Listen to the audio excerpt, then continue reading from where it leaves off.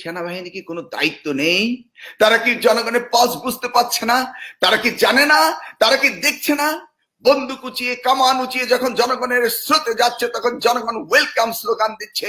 এই মুহূর্তে দরকার সেনাবাহিনী সরকার। জনগণের ভয় ভেঙে গিয়েছে, জনগণ রক্ত দিতে আর কোন রকম কুণ্ঠাবোধ করছে না। যারা তাকে এতদিন ক্ষমতার মসনদে রেখেছে, যারা পরিকল্পনা করে দ্বিতীয় কাশ্মীর বানানোর জন্য গোলাগুলি চালিয়েছে, যাদের বুদ্ধিতে তিনি ইন্টারনেট বন্ধ করে গণহত্যা করেছেন, তারা আজকে আমাদেরকে কোন ধ্বংসস্তূপ তৈরি করতে চায় সেটি ভাববার বিষয়।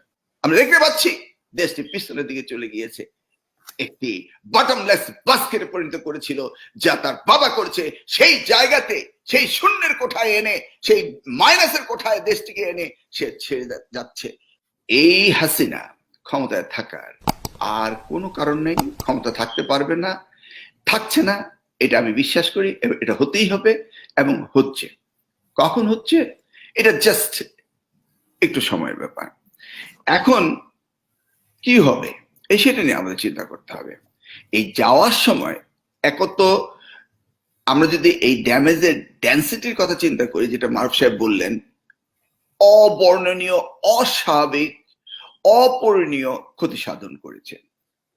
একটি সরকার প্রধান জোর করে থাকুক, যেভাবে থাকুক, যেভাবে দাবি করছেন তিনি, এটি আমার বাবার দেশ, এটি আমার দেশ, সেই ব্যক্তিটি কখনো এই অপরিণীয় ক্ষতি সাধন একটি রাষ্ট্রের জন্য, একটি দেশের জন্য করতে পারে না। যে জায়গায় বলা হয় যে তিনি নাকি জাতির পিতা বঙ্গবন্ধুর কন্যা, প্রত্যেকটি বক্তৃতা মানুষ উচ্চারণ করে, তাহলে এই যে লেগাসি, এই লেগাসিটা কি হবে? কি কার লেগাসি ক্যারি করবে? আমরা কি বলবো যে জাতির পিতা বঙ্গবন্ধুর কন্যা খুনি হাসিনা, নাকি বলা হবে খুনি হাসিনার পিতা জাতির পিতা Bangabandhu? What is that? Is it A vice versa? Is it A reversible or irreversible? এই জায়গাটি এসে জাতি আজ আটকে গেছে, থমকে গেছে। এটা কি ভাবা যায় যে অনির্বাচিত একটি সরকার এইভাবে মায়া কান্না করে, জনগণকে লুণ্ঠন করে, নিষ্পেষিত করে আজকে খুন করছে? কষ্টে বুক ফেটে যায় যখন ইনু মিটিং করে আজকে এই সরকার প্রধানের সাথে, অবৈধ সরকার প্রধানের সাথে আগামী দিনগুলোতে কি হবে। ইনু ভুলে গিয়েছে, সে বলেছিল তার পিতা 24,000 গণবাহিনীকে হত্যা করেছে, সে ভুলে যায়নি। আজকে কি আমরা অপেক্ষা করব যে পিতার চেয়ে 3 গুণ সময় নিয়ে তিনি ক্ষমতায় আছেন, তাহলে কি 3 গুণ ড্যামেজ, 72,000 মানুষকে হত্যা করে তিনি ক্ষমতা ছাড়বেন? রক্তের বন্যা বয়ে দিয়েছে, আর কত রক্ত তিনি চান? তিনি কেন এখনো বসে আছেন? কেন তাকে বসিয়ে রাখতে হবে? আমি ভাবতে পারি না। এই সেনাবাহিনী কি কোনো দায়িত্ব নেই? তারা কি জনগণের পজ বুঝতে পারছে না? তারা কি জানে না? তারা কি দেখছে না? বন্দুক উঁচিয়ে কামান উঁচিয়ে যখন জনগণের স্রোতে যাচ্ছে তখন জনগণ ওয়েলকাম স্লোগান দিচ্ছে। এই মুহূর্তে দরকার সেনাবাহিনী সরকার। জনগণের ভয় ভেঙে গিয়েছে, জনগণ রক্ত দিতে আর কোন রকম কুণ্ঠাবোধ করছে না। এমন একটি অবস্থায় আমরা প্রতিটি ক্ষণ অপেক্ষা করছি কখন শান্তিপূর্ণভাবে তিনি ক্ষমতা ছেড়ে যাবেন। আমি আতঙ্কগ্রস্ত। সারা পৃথিবীময় প্রবাসী হতে শুরু করে প্রত্যেকটি অভিভাবক, প্রত্যেকটি জনগণ আজকে ভয়ে আতঙ্কগ্রস্ত যে শেষ মুহূর্তে না কি ড্যামেজ করে যায়। এই ড্যামেজের পরিমাণটা কি হবে সেটা নিয়েই আমরা চিন্তিত। আজকে তিনি বলেছেন যে মুক্তি দিয়ে দিবে। কেন? তিনি বলেছেন ভিডিও দেখে দেখে সকলকে অ্যারেস্ট করা হবে। একবার ভেবে দেখুন, ভিডিও থেকে দেখে যদি সকলকে অ্যারেস্ট করা হয় তাহলে ওই জার্মান থেকে মারুফ সাহেবকে অ্যারেস্ট করে নিয়ে আসতে হবে, কারণ উনিও তো ভিডিওতে কথা বলেছেন। যারা রাজপথে নেমেছে আবাল বৃদ্ধ বনিতা সকলকে অ্যারেস্ট করতে হবে। যারা নিরীহ জনতা কাজে বেরোচ্ছিল, 2 পয়সার রুটি রোজগারের জন্য বেরোচ্ছিল, যারা দেখতে গিয়েছিল, যারা পানি বন্টন করতে গিয়েছিল, যারা জানালার ফাঁক দিয়ে দেখছিল, যারা ছাদের উপর থেকে দেখছিল, সেই উৎসুক জনতাকে গুলি করে হত্যা করা হয়েছে, করা হয়নি? এই অবস্থার পরে যদি তিনি আবার পুনরায় ক্ষমতায় বসতে পারেন তাহলে বুঝতে পারেন আমাদের কি অবস্থা হবে। একবার কি ভেবে দেখেছেন? এই বাংলাদেশের 18 কোটি জনতার মধ্যে শুধু আওয়ামী ছাড়া সকলকে তিনি কারাগারে পাঠাবেন। এটি একটা পৃথিবীর সর্ববৃহৎ কারাগার সৃষ্টি হবে। যে এই কারাগারে আমরা থাকবো কি থাকবো না সেই প্রতিজ্ঞা আজকে আমাদের করতে হবে। সেই জন্য জনগণ মাঠে নেমেছে, প্রত্যেকে নেমেছে। কেউ বাকি নেই, সকলে নেমে গিয়েছে। তো এই মুহূর্তে এত আলোচনার তো প্রয়োজন নেই, একটি আলোচনা, আপনাকে যেতেই হবে তাড়াতাড়ি শান্তিপূর্ণভাবে চলে যান। কিন্তু ভাববার বিষয় রয়েছে, যারা তাকে এতদিন ক্ষমতার মসনদে রেখেছে, যারা পরিকল্পনা করে দ্বিতীয় কাশ্মীর বানানোর জন্য গোলাগুলি চালিয়েছে, যাদের বুদ্ধিতে তিনি ইন্টারনেট বন্ধ করে গণহত্যা করেছেন, তারা আজকে আমাদেরকে কোন ধ্বংসস্তূপ তৈরি করতে চায় সেটি ভাববার বিষয়। তারা কি বাংলাদেশের অস্তিত্ব বিলীন করে দিবে, না এখনো যতটুকু রয়েছে সেটুকুর মধ্যে আমরা আবার পুনর্গঠন করব, সেই বিষয়টি আজকে ভাববার বিষয় হয়ে দাঁড়িয়েছে। আমি ভাবছি যে ধ্বংস আর কোন পর্যায়ে নিয়ে যায় তারা, তা তো জানি না।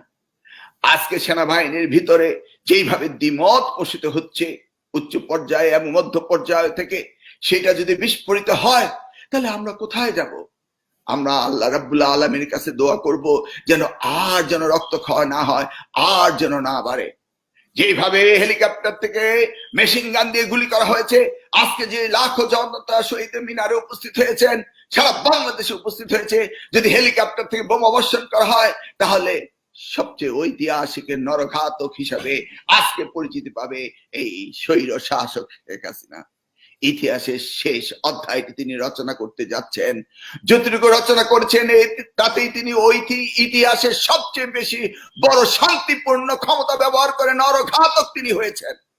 বাকি আর কি আছে? রক্তের বন্যা তো বইয়েছেন। অতএব এখনই ওনাকে যেতে হবে, এর কোনো বিকল্প নেই। তাহলে বুঝতেই পারেন যে আমরা আজকে কোন পর্যায়ে রয়েছি। ভয়ের কারণ সেই জায়গাটি, পার্শ্ববর্তী দেশের ভারতের মোদি আর রয়েছে ইসরায়েল, দুইটি দেশের সমন্বয়ে অর্থাৎ ভারতের মোদি, ভারতবাসী নয়, ভারতের মোদি, সে চাইছে এই দেশটাকে ধ্বংস করার জন্য। আমরা দেখেছি কিভাবে একের পর এক নির্বাচনকে ভণ্ডুল করে আজকে এই পর্যায়ে নিয়ে এসছে। আমরা দেখেছি ভারত থেকে সুজাতা সিংকে পাঠিয়ে কিভাবে এরশাদ সাহেবকে ধরে নিয়ে জোর করে নির্বাচন করে 2014 সালে তারা ক্ষমতার মস্তদে গিয়ে কিভাবে তারা ক্ষমতায় ছিল, আমরা দেখেছি 2018 সালে কিভাবে তারা মধ্যরাতে নির্বাচন করে ক্ষমতায় থেকে দেশকে লুণ্ঠন করেছে। আমরা দেখেছি 2024-এর 7 জানুয়ারি নির্বাচন তারা কিভাবে করেছে। ভারত কিভাবে তাদেরকে স্বীকৃতি দিয়ে আমাদের দেশকে ধ্বংসন করেছে। কি না করতে চায়, আমাদের বুক দিয়ে ট্রেন চালিয়ে তারা আমাদের দেশের স্বাধীনতা সার্বভৌমত্বকে ধ্বংস করতে চায়। আমরা জানি পৃথিবীর সকল দেশে এই স্বাধীনতার পর তাদের এইভাবে অনেকবার রক্ত দিতে হয়েছিল দেশকে পুনঃপ্রতিষ্ঠিত করার জন্য। আমরা যদি ইউনাইটেড স্টেটস এর কথা বলি, 1976 পরে বহু রক্ত তারা দিয়েছে, পুনরায় দেশপ্রেমিককে রক্ত দিয়ে দেশকে প্রতিষ্ঠিত করতে হয়েছিল। আজকে আমি ভাবি এই বিপ্লব হবে বাংলাদেশে সেই বিপ্লব, এই বিপ্লব হবে বৈষম্যের বিরুদ্ধে যে বিপ্লব আজকে ছাত্র সমাজ সৃষ্টি করেছে। এই বিপ্লব দেশকে দ্বিতীয়বারের মতো স্বাধীনতা করতেই হবে, না হলে এদেশ আর এগোতে পারবে না। আমরা দেখতে পাচ্ছি দেশটি পিছনের দিকে চলে গিয়েছে, একটি বটমলেস বাস্কেটে পরিণত করেছিল, যা তার বাবা করেছে। সেই জায়গাতে, সেই শূন্যের কোঠায় এনে, সেই মাইনাসের কোঠায় দেশটিকে এনে সে ছেড়ে যাচ্ছে। তারপরে এখনো দাম্ভিকতার সাথে ক্ষমতার মসনদে বসে ধমক দিচ্ছে। তার সাথে কিসের নেগোসিয়েশন? আমিও শুনেছি মল্লিক ভাই যেটা বলেছেন যে 144 দ্বারা দাঁড়ি করতে পারে এবং আবার আমাদেরকে ঘরে ফিরিয়ে দিতে পারে, প্রলোভন দেখাতে পারে, তার সেই উন্মুক্ত আলোচনার দরজা খুলতে পারে। আমরা এই সমস্ত উন্মুক্ত আলোচনার দরজা দেখেছি। কেন কয়েকদিন আগে না বিচারপতিকে বলা হয়েছিল যে গুলি করা যাবে না সেই রুল দিতে, কিন্তু তিনি অসুস্থ হয়ে গেলেন। আমরা এই বিচারপতিদের টাল বাহানা দেখেছি, তারা কিভাবে বিচারপতিরা টাল বাহানা করে এই হাজারো লোককে হত্যা করেছে, কত মায়ের বুক খালি করেছে। আজকে আমরা সেটা দেখেছি।